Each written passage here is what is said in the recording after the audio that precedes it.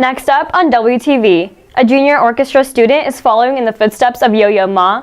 Wrestlers don't get a break over the break, and WTV's Julia Savage hits the halls for Real Talk. WTV's Daily Update starts now.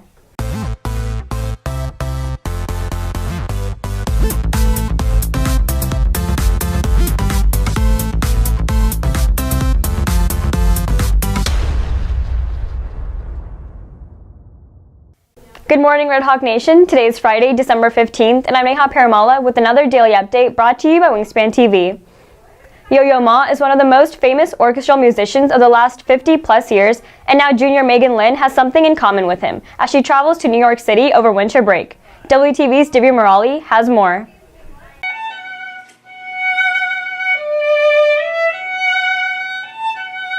She's come a long way since she was 4.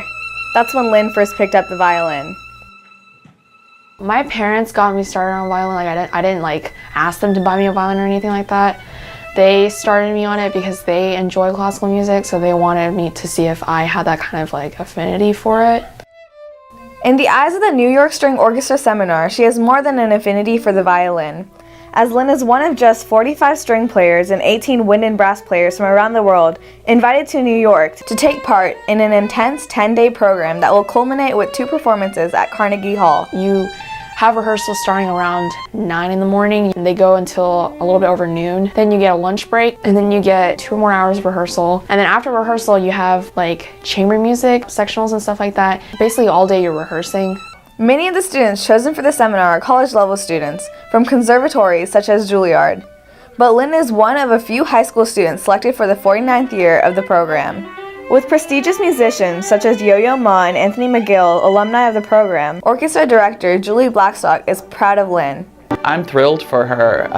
It is an extremely prestigious event.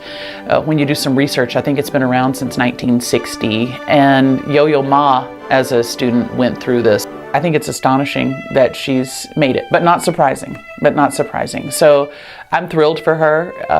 I'm thrilled for her growth as a musician and for the opportunity she's going to have for 2 weeks in New York City. All selected participants will receive full scholarships valued at more than $3,750 per student that cover all program costs, including instruction, housing, meals, and local transportation.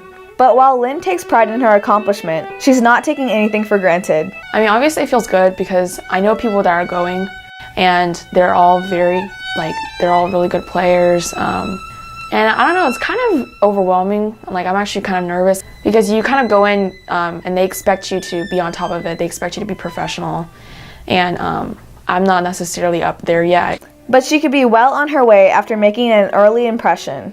One time when me and Megan were in kindergarten, our teacher asked her to bring out her violin and perform for all of us. So she got up in front of 20 people and started playing and was confident enough to do that, which was very impressive because at that age I didn't know anyone who could play the violin, let alone stand up in front of all those people with confidence and do what she did.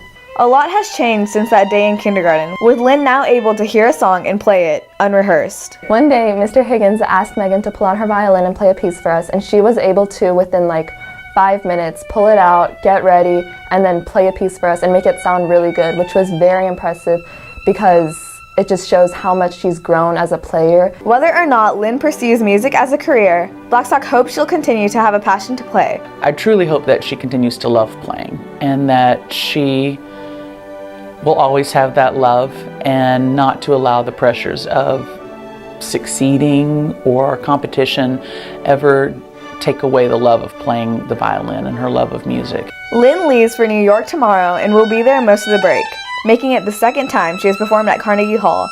The first time was in middle school. Reporting for WTV, I'm Divya Murali. On this week's episode of Real Talk, WTV's Julia Savage hits the halls to ask students about ending the semester before winter break. This is WTV's Julia Savage with this week's edition of Real Talk, and today we're going to hit the halls and ask students how they feel about next year's first semester possibly ending before break. How do you feel about next year's first semester possibly ending early before Christmas break? It doesn't really affect me because my classes don't change second semester, so I don't know. I think that's going to take off a lot of pressure on both students and teachers. They're not going to have to give homework over the break, or nobody's going to have to worry about studying for tests. I think it's going to be good for the school. I think it's a really good idea because nobody wants to come back from break and have like 1 or 2 weeks of work still, and then you can get all your work done before the break and just enjoy it. So I think it's a good idea.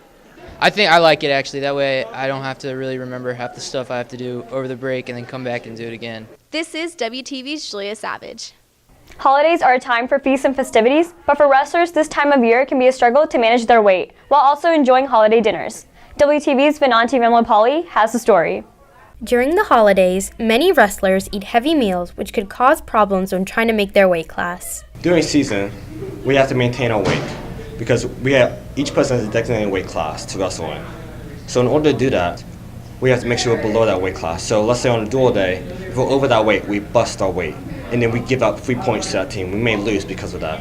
So in wrestling, we're all dependent upon each other. So we have to maintain a weight by eating salads, exercising enough, drinking enough water so that we do not go over the limit. For sophomore Megan Weidenbach, managing her weight can be difficult, but there is a weight allowance that helps make things a bit easier. Over the holidays, we get 2 extra pounds that we get to use during weigh-ins. So my weight class goes from 119 to 121, and that's always really nice because that means we get to eat a little bit more. But during the holidays, we usually try to manage what we eat and eat healthy, but we can still, have a little something here and there because, it is the holidays. But we always just try to make sure to eat healthy. And since our practices aren't as regular, we have to go out and do things on our own and make sure we're staying in shape. Reporting for Wingspan, I'm Vedanti Mulapalli. Girls basketball plays tonight. Here's today's Sports Minute. Girls basketball plays tonight in their 3rd district matchup versus the co-district champions from last year as they play Lone Star at Lone Star. With the return of Caitlin Birch to the lineup, the Red Hawks will have their 3rd leading scorer from last year, relieving some of the duties of their current leading scorer, junior Kelsey Kurak, who is averaging around 16 points per game on the season. Despite junior Randy Thompson being out for the beginning of district, the Red Hawks have continued their winning tradition by starting off district with 2 straight wins. Although the Red Hawks have won their first 2 games, Lone Star may be a more difficult matchup, as the 14th ranked player in the nation for the wing position, Mallory Adams, leads the way for the Rangers. The game begins at 6 at Lone Star High School. This is Davis O'Brien reporting for Wingspan TV. If you're looking for more from Wingspan, you can follow us at Liberty Wingspan on Twitter, Instagram, and Facebook, and visit our award-winning website, libertywingspan.com. Please stay tuned for today's announcements. Girls basketball plays Lone Star at Lone Star today at 6. Boys basketball plays Lone Star at Lone Star Tuesday at 6:15. School resumes Wednesday, January 3rd. That's it for today's daily update. This has been Neha Perumalla for Wingspan TV.